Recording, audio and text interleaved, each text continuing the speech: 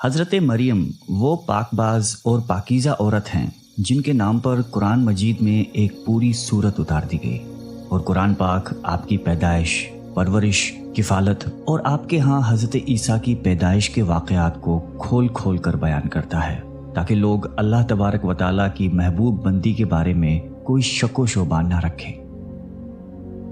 حضرت مریم علیہ السلام حضرت داؤد علیہ السلام کی نسل سے تعلق رکھتی ہیں۔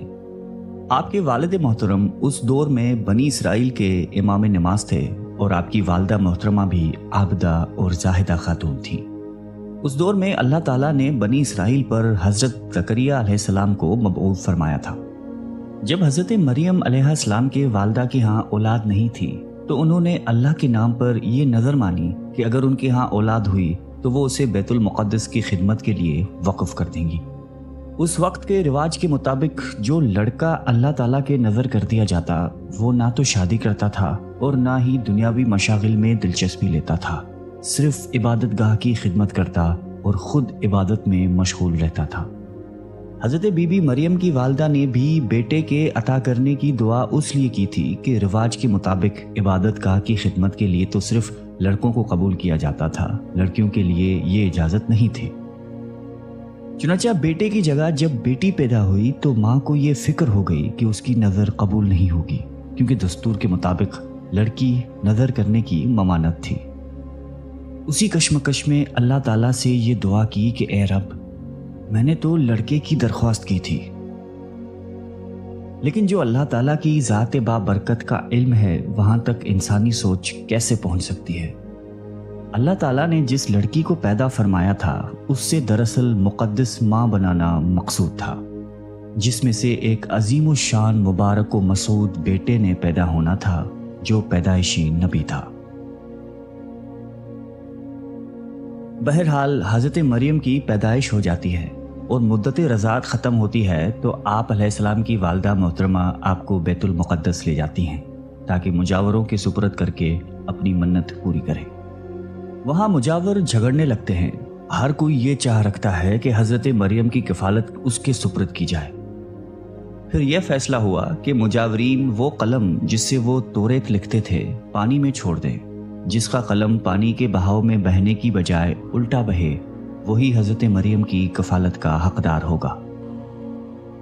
اس مقابلے میں حضرت زکریا بھی شامل تھے۔ ان کے قلم کو اللہ تعالیٰ نے پانی میں بہاؤ کے الٹے طرف بہایا اور ان کی پرورش کے حقدار ہو گئے، اور بی بی مریم کو اللہ کی منشا کے مطابق حضرت زکریا کی کفالت میں دے دیا گیا۔ حضرت زکریا کی بیوی حضرت مریم کی خالہ لگتی تھی، اس لیے ان سے بڑھ کر ان کی پرورش اور کون کر سکتا تھا۔ اسی طرح حضرت مریم بیت المقدس میں رہائش پذیر ہو گئی۔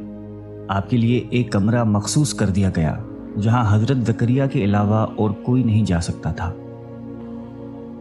آپ دن رات اللہ تعالیٰ کی عبادت میں مشغول رہتی تھیں۔ جب بھی حضرت زکریا آپ کے پاس آتے تو وہ حیران ہوتے کیونکہ آپ کے پاس بے موسم پھل موجود ہوتے تھے۔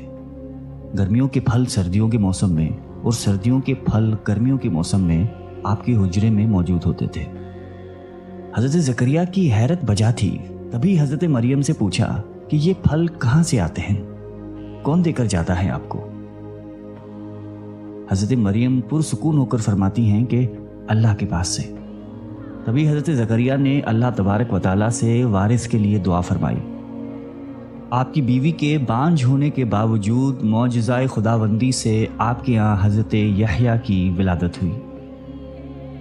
حضرت مریم کی عظمت اور فضیلت کو رب کریم نے بار بار قرآن مجید میں فرمایا ہے اور اپنی مومنہ بندی کی پاکیزگی اور پاک دامنی کا اعلان کیا ہے۔ حضرت بی بی مریم کی عمر جب تقریباً 15 سال ہوئی تو ایک فرشتہ خوبصورت نوجوان مرد کی شکل میں نمودار ہوا، جسے علیحدگی میں دیکھ کر حضرت مریم خوفزدہ ہوئیں اور وہ اپنی عصمت کی حفاظت کے لیے فکر مند ہو گئیں۔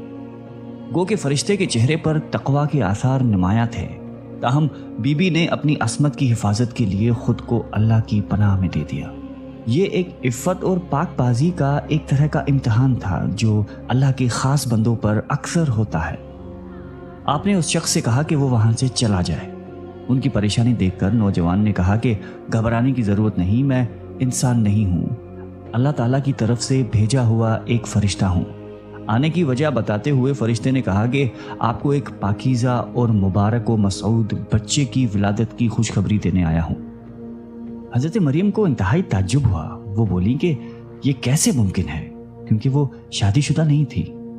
فرشتے نے کہا کہ اس سے پہلے اللہ تعالیٰ حضرت آدم علیہ السلام کو ماں اور باپ دونوں کے بغیر پیدا فرما چکا ہے، اور حضرت حوا علیہ السلام کو صرف مرد کے وجود سے پیدا فرمایا گیا۔ حضرت مریم جب حاملہ ہوئیں تو ایک دور جگہ چلی گئیں۔ اس بارے میں ایک قصہ کئی بزرگوں نے ذکر کیا ہے کہ جب آپ کا حمل ظاہر ہوا تو سب سے پہلے بنی اسرائیل کے عابد اور زاہد شخص وہب بن منبع، جو آپ کے خالہ داد بھائی تھے، انتہائی تعجب میں پوچھا کہ اے مریم، کیا بیج کے بغیر کھیتی اگ سکتی ہے؟ فرمایا جی ہاں، بتاؤ کس نے پہلی مرتبہ کھیتی کو پیدا کیا؟ پھر پوچھا کہ کیا بغیر مرد کے اولاد ہو سکتی ہے؟ فرمایا کہ جی ہاں، اللہ تعالیٰ نے حضرت آدم کو بغیر ماں باپ کے پیدا فرمایا۔ پھر کہا کہ اچھا اپنی خبر دو۔ حضرت مریم نے فرمایا کہ اللہ تعالیٰ نے مجھے خوشخبری دی ہے اپنی طرف سے ایک نشانی، جس کا نام مسیح عیسیٰ بن مریم ہوگا، دنیا اور آخرت میں صاحب مرتبہ ہوگا اور لوگوں سے بچپن اور بڑھاپے میں کلام کرے گا۔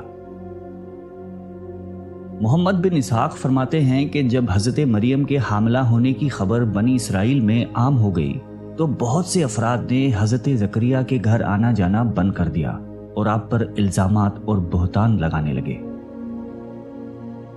حضرت مریم نے لوگوں سے علیحدگی اختیار کر لی اور دور تنہائی میں چلی گئی۔ جب حمل کا درد شروع ہوا تو آپ نے ایک درخت کا سہارا لیا اور ان کے نیچے بیٹھ گئی۔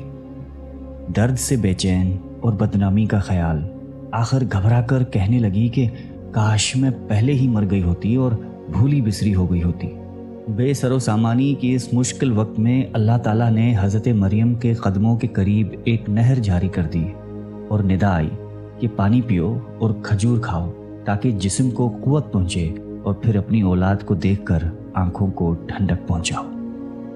اسلام آنے سے پہلے بولنے کا روزہ رکھنا عبادت میں داخل ہوتا تھا، یعنی صبح سے رات تک کسی سے بات نہ کرتے۔ بعد میں یہ حکم منسوخ ہو گیا، لہٰذا حضرت مریم کی پریشانی دور کرنے کے لیے کہا گیا تھا کہ تم سے کوئی شخص اس بچے کے بارے میں پوچھے تو اشارے سے کہہ دینا کہ میں نے چپ کا روزہ رکھا ہے۔ جب حضرت مریم کو کچھ تسلی ہوئی اور حضرت عیسیٰ علیہ السلام پیدا ہوئے، پھر آپ اپنے بیٹے کو قوم کے پاس لے آئیں۔ قوم کے لوگ آپ کے گود میں بچہ دیکھ کر غضبناک ہو گئے اور آپ کی عبادت گزار اور پاکیزہ خاندان کا حوالہ دیتے ہوئے آپ سے بدگمان ہوئے اور الزام لگانا شروع کر دیا۔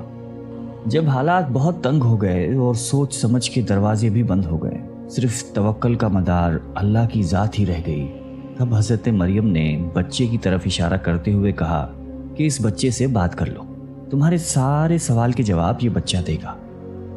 سرکش لوگوں نے کہا کہ بھلا یہ دودھ پیتا بچہ ہمارے سوالوں کے جواب کیسے دے گا، ہم کیوں کریں اس سے گفتگو؟ قوم کا یہ کلام سن کر حضرت عیسیٰ نے تقریر شروع کر دی، جس کا ذکر اللہ تعالیٰ نے قرآن مجید میں یوں فرمایا ہے، اور جب بچے نے فرمایا کہ میں ہوں اللہ کا بندہ، اس نے مجھے کتاب دی اور مجھے نبی کیا، اس نے مجھے مبارک کیا، میں کہیں ہوں، مجھے نماز و تقوی کی تاکید فرمائی، جب تک میں جیوں اپنی ماں سے اچھا سلوک کرنے والا، اور مجھے زبردست بدبخت نہیں بنایا، اور سلامتی ہے مجھ پر جس دن میں پیدا ہوا اور جس دن میں مروں اور جس دن زندہ اٹھایا جاؤں گا۔ حضرت عیسیٰ علیہ السلام کی زندگی کے متعلق اسرائیلی روایات میں بے شمار واقعات موجود ہیں۔ ان میں سے ایک انجیل میں ہے جو حضرت وہب بن منبع سے مقتول ہے۔ حضرت عیسیٰ کی ولادت کے شب فارس کے بادشاہ نے آسمان پر ایک نیک ستارہ روشن دیکھا۔ نجومیوں سے دریافت کیا تو بتایا گیا کہ اس ستارے کا طلوع کسی عظیم الشان ہستی کی پیدائش کی خبر دیتا ہے جو ملک شام میں پیدا ہوئی ہے۔ بادشاہ نے خوشبوؤں کے عمدہ تحفے دے کر ایک وفد کو ملک شام روانہ کیا۔ ملک شام پہنچ کر وفد نے یہودیوں کے بادشاہ سے تمام حالات دریافت کرنا چاہے۔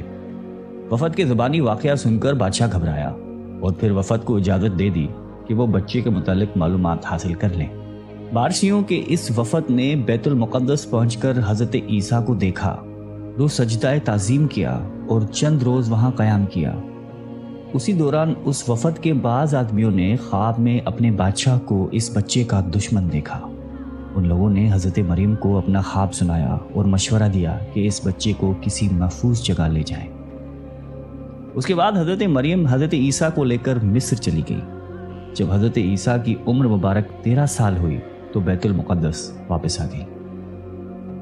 बुखारी शरीफ में हज़रत उबादा बिन सामत रज़ी अल्लाह ताला अन्हु से मरवी है कि रसूलुल्लाह सल्लल्लाहु अलैहि वसल्लम ने फरमाया कि जिसने गवाही दी कि अल्लाह के सिवा कोई माबूद नहीं, वो अकेला है, उसका कोई शरीक नहीं, और मोहम्मद सल्लल्लाहु अलैहि वसल्लम अल्लाह के बंदे और उसके रसूल हैं, और ईसा अल्लाह के बंदे और रसूल हैं जिनको अल्लाह ने मरियम की गोद में डाला और उसकी रूह हैं, और जन्नत हक और जहन्नुम हक है, तो अल्लाह ताला उसको जन्नत में ज़रूर दाखिल फरमाएंगे, चाहे वो जैसे भी अमल लेकर आए।